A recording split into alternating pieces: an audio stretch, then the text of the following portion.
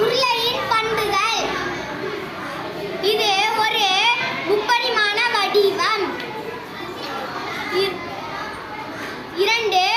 உருளை இரண்டு சமதளத்தை கொண்டுள்ளது. உருளை இரண்டு சமதளங்களை கொண்டுள்ளது. ஒரு வலைதளமும் கொண்டது. சொல்லுங்க.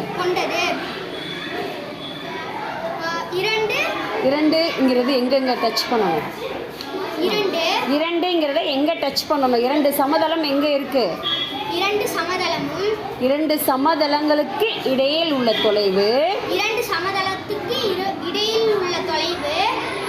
உயரமாகும். This is a sphere. It has 3D shape.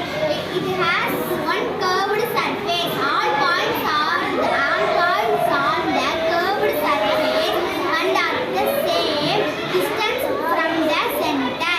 It has no edges. இதுதான் கோளம். இது ஒரு முப்பரிமாண வடிவம். இதற்கு ஒரே ஒரு வலைதளம் உண்டு. வலைதளம் உண்டு.